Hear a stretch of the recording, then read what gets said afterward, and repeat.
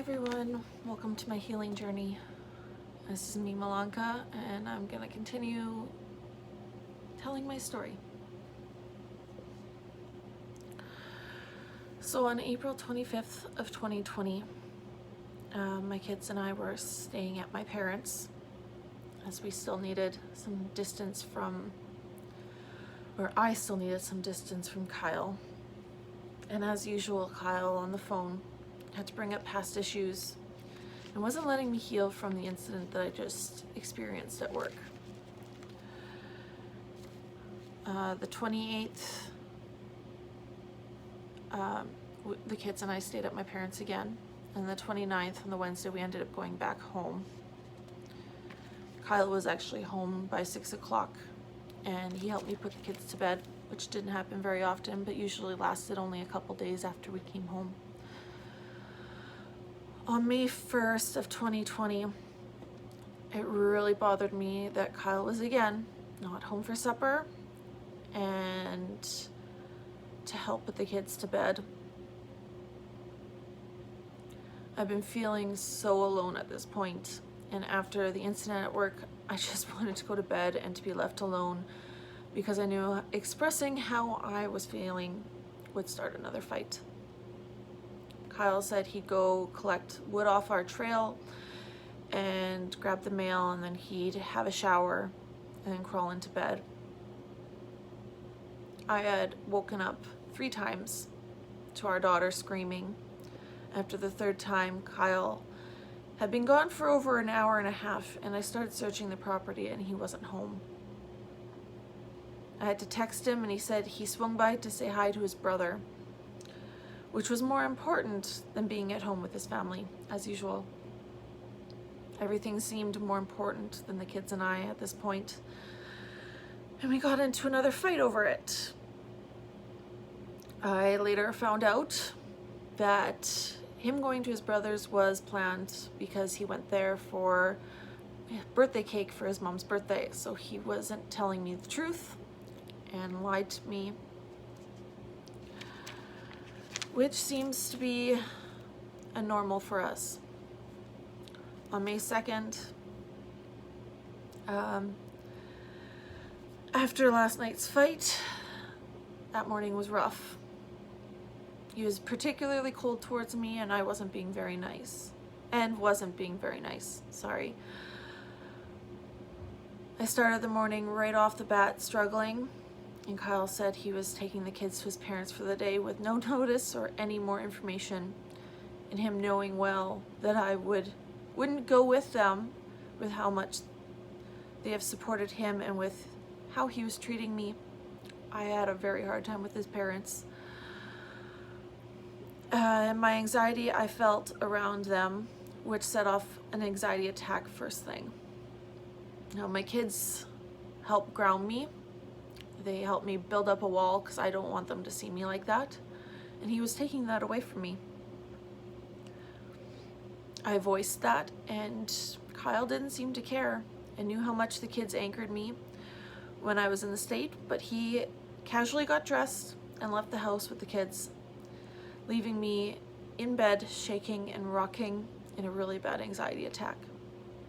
I tried to sleep. I tried to get out of my hell. That didn't go so well. This day was a really hard day. I went into the city. I ran to Costco to do some grocery shopping, hoping that would help me, but it didn't. As soon as I got home, I had unloaded my Jeep with all the groceries. I had to leave again. At this point, I hadn't heard from Kyle at all. He wasn't checking in on me or anything. Sorry. I decided to meet a friend in Kildonan Park with his kid. We walked around and talked for a couple of hours, but then it was getting late and he had to feed his son supper and get him home. So we said our goodbyes, and I was alone again. I drove to the petrol close to our house and parked there. And really started hating on myself and my life and how bad Kyle was treating me.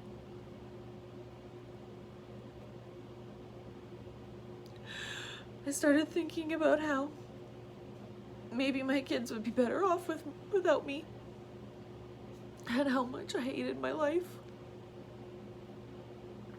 And I got very suicidal.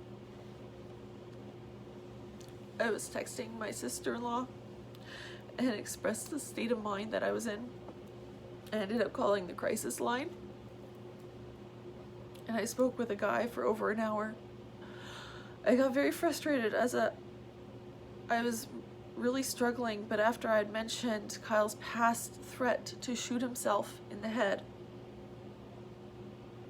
in front of our son,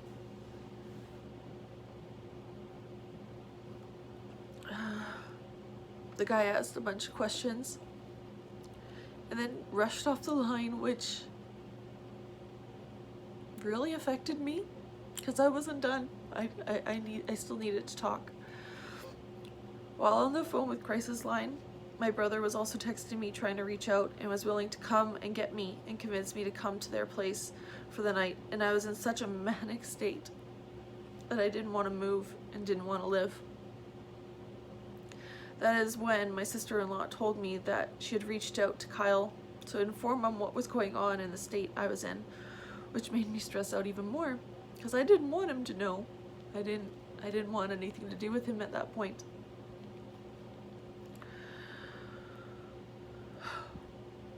So it stressed me out even more because with what was happening in the past, he has thrown these moments in my face and has threatened to use them against me. If I had wanted him to know, I would have told him. At this point, I had received a call from the police, as the guy I had spoken to on the crisis line had called them about what I had told them about Kyle's threat to shoot himself, which was misunderstood, and he thought the threat was done recently and they were concerned about the kids in the house with him. The police got in contact with the RCMP, who drove out to the Petro to talk to me about what was said. At this point, Kyle had threatened to drive around and look for me after his parents got to the house.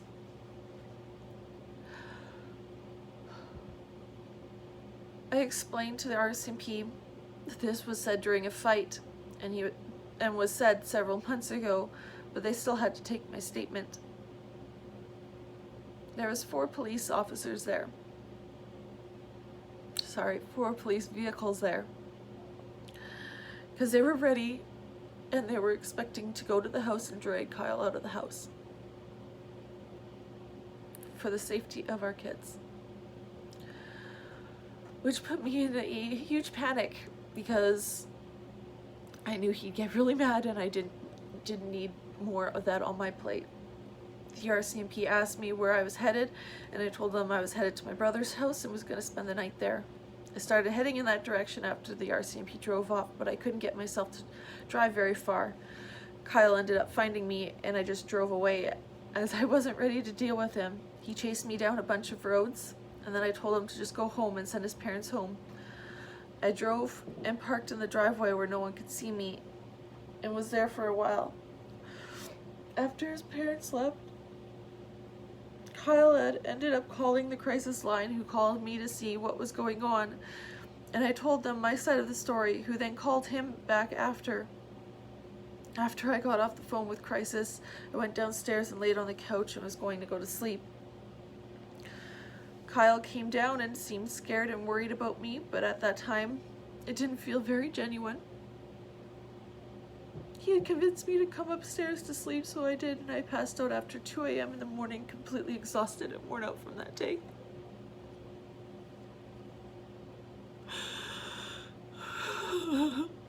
This day was a really big changing point in my life, and you'll understand in future videos.